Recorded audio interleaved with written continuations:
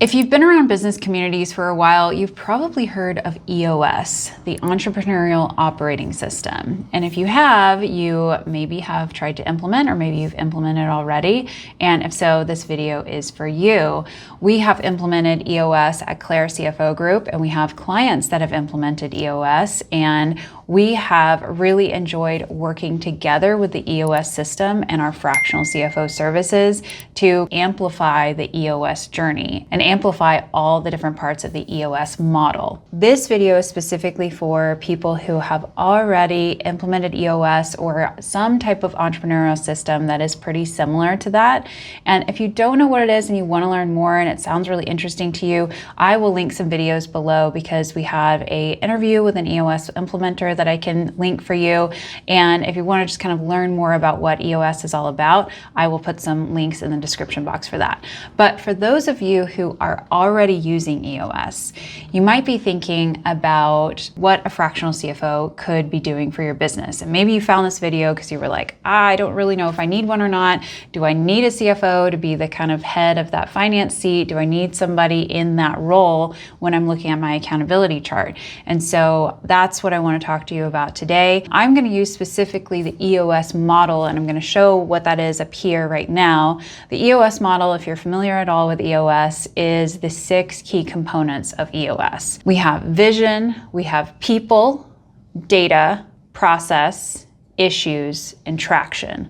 Those are the 6 key components. And underneath those, we have kind of 2 key tools with each one that I'll go through in just a minute. But instead of trying to educate about what is EOS, because I know you guys already know that, I want to talk specifically about how a CFO can really amplify each section of those 6 key components. At Clara CFO, as we started working with businesses that were running on EOS, we realized how much better we could actually serve an organization if we were more implanted in as part of their leadership team. And it was always something that we knew that the more we knew about the operations of the business, the better advisors we could be.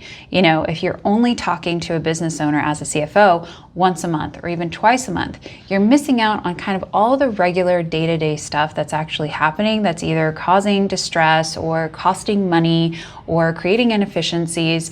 And when we realized that we could get into businesses and talk to them weekly and have more regular touch points with them, and we could actually maybe sit in on internal team meetings that they were having to discuss what's actually going on in the business, we were able to be a lot more effective. And so for businesses that are running on EOS, they already have a lot of the meeting cadences already set up that we can insert ourselves as part of the leadership team.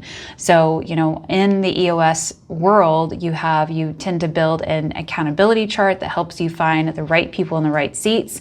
And, you know, somebody is in charge of the accounting and finance function of a business. And typically, if the business is not yet big enough to have a CFO, the CEO or the COO is going to be sitting in that finance seat. Okay, so what we see is that when we come in and we actually take over that head of that finance seat and we can sit in that leadership position, then we can be a lot more effective. So I'm just going to go through those 6 key components of the EOS model and say how CFO services fit into each one, because I think it's kind of hard to know unless you sort of break it down. So the first being vision up at the top. Now, vision is typically not going to be something that we are involved in forming the vision of, but the CFO services can really help illuminate what the vision needs to look like in a financial perspective. So what does a 1-year, a 3-year, and a 10-year financial projection look like? If you are, you know, maybe at $1 million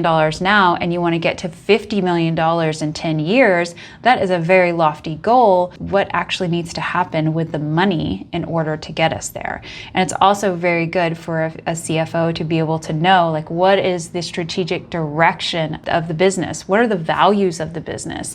What are those things that make the business unique that are going to be good selling propositions for the business? So it's really good for your CFO to know those things, because it's also also going to help drive the strategic advice. If we know that your values are a certain way, then as being part of your team, we need to uphold those values and be able to advise you with those values in mind. Okay, so knowing the strategic vision and those 8 key questions that are on the vision traction organizer, that's part of what our CFOs need to know so that they can be good guides for you in decision making. And they can also help with that financial projection of what does that longer term vision actually look like when it comes to the numbers. And then the other part of vision is really being able to, be part of it. It's shared by all. And that is part of the, the visionary tends to gather people to have their vision shared by all, but the CFO is going to be part of that. So when we have a CFO working with an EOS company, we want them to have a shared vision as well in whatever that company is trying to do. So we see ourselves as team members. We're not making decisions directly for you, but we are team members supporting your vision. So let's move on to the next key component, and that's going to be right people, right seats in the people category. And that is where we see ourselves really being able to help alleviate the burden of leadership. So like I said before, usually the CEO or the COO is in charge of the finance seat, or maybe you have a controller or you have a bookkeeper who you've put in the head of the finance seat, but maybe that's really just not the right person. They're not the decision maker for the organization, and they're not maybe having the leadership capabilities to really be able to lead and to advise you as a business owner. Then we always see too that the accounting head is also the person that communicates with the outsourced CPA or maybe other consultants that are related to financials. The kind of the CFO seat or the head of the accounting and finance would be in charge of all of that. We see that a CFO being inserted into the EOS system helps alleviate not only creating more structure around the accounting part of the accountability chart, but then also takes things off the plate of the CEO and the COO or director of operations or whatever you may have. So it frees them up to do their jobs more fully by taking the finance off their plate. On the data side, that's another one of the 6 key components. For data, you oftentimes think numbers and data, and that totally makes sense. The scorecard shouldn't just be financial metrics. So our CFOs can definitely help make sure that the scorecard is not just pulling things off of the P&L. That is actually not the right way to run an EOS scorecard. You want to have things that'll be leading metrics to your success measures. So thinking about sometimes those things are going to be measuring operational activities, and a CFO has a lot of experience measuring things that are not just financial numbers, because most key performance indicators for businesses are going to be leading measures and not lagging measures. So if your CFO is, made aware of some specific success measure that you have, they can help you identify what metric can we actually track and put on our scorecard and track regularly in order for that to be a good indicator of how we're doing in the health of the business. Because your scorecard to be the indicator, if your scorecard is all green and it's all looking rosy, but your business isn't doing well, then you have the wrong scorecard. If your business is looking all red and you're not hitting any of your metrics, but your business is also thriving, then again, you have the wrong scorecard. So you're measuring the wrong things. So your CFO can really challenge your scorecard and can be even responsible for filling it in depending on those metrics and the things that you have set up. Issues. One of our favorite things to talk about is issues. So that is another one of the 6 key components, and issues are huge, and one thing that a CFO can totally add a ton of value to an EOS company with, because first of all, they're going to see issues. The more they get involved in the business, they're going to see things that they see as a problem. Maybe there's a challenging person on the team that needs to be chatted about, or maybe there is a system that's just really not working and creating a lot of inefficiencies in the accounting department, or maybe it's that they don't have the right data in order to make the best decisions for the business. And if that's the case, that's an issue that needs to be brought up. So we have all sorts of things that a CFO has the ability to bring issues to the table. And then they also have the ability to IDS, to bring issues, discuss, and solve. So when a CFO is actually sitting in on meetings, they are able to offer their expertise.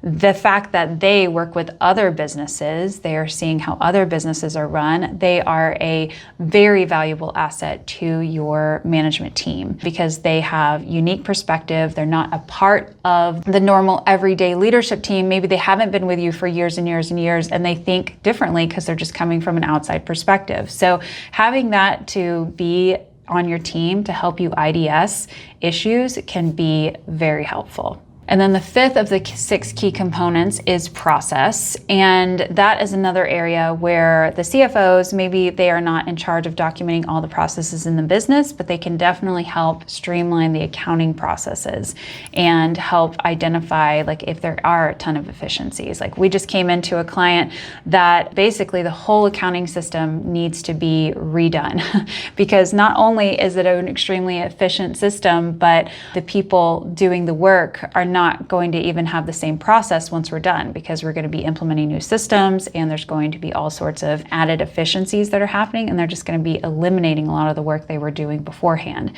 So they can definitely help you identify the processes that need to be done to increase the efficiency of your organization. And lastly, but maybe most importantly, is the traction component.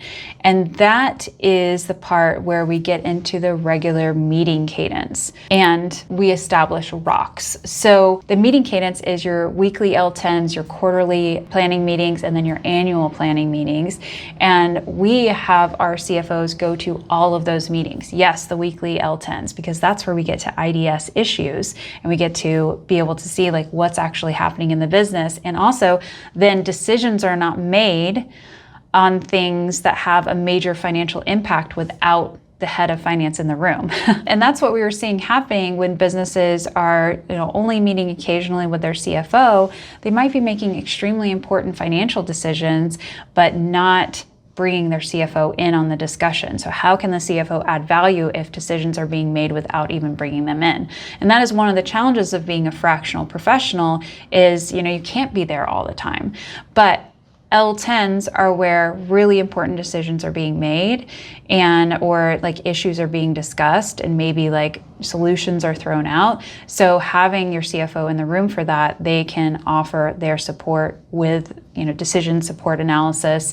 They can, say, hey, we need to think about this, this, and that on top of what we've already discussed because they're seeing how it's going to affect the financials. So I'd say like that is one of the biggest benefits is being able to have like the finance hat in the room with all of those discussions can really help prevent making bad decisions or, expensive decisions, or it can help, just encourage like, oh, that's a great idea because also it would create efficiency over here as well. So I really love it when we can be in the room for L10s. That's great. And then when you get into quarterly and annual planning meetings, we have the benefits of, knowing the strategic direction that the company is going, being able to give our input into those things as well. And then also to help, the financial forecasting into the future when we know what's being discussed on a quarterly and annual basis. And then we also are able to, take on rocks. As fractional CFOs, like we actually do stuff for our clients. It's not just about sitting in on meetings. Like we can actually take projects. So if it is a, financial rock, maybe to find a new CPA for the next year or to implement a new system, those things can take time and they'll need other people in the organization as well. But a CFO could lead those projects for your organization. So we actually have a free download for you. It is 25 financial rocks for your EOS company to help with financial clarity. And these are just things that we thought like if your organization has not already done these things, these are good things to give to your head of your finance team.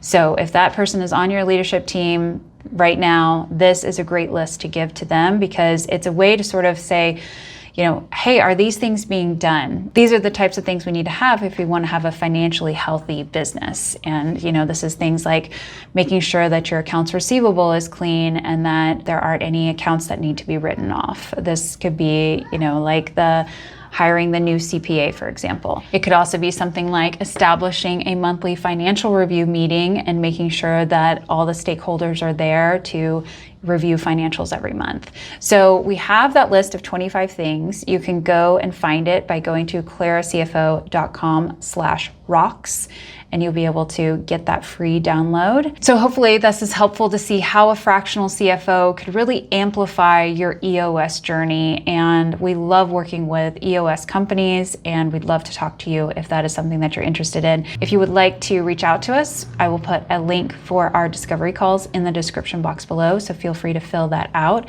and we would love to get to know you more. But if you have any questions about EOS or how a CFO works with EOS, also feel free to use the comment section below. Thanks so much. Bye, everybody.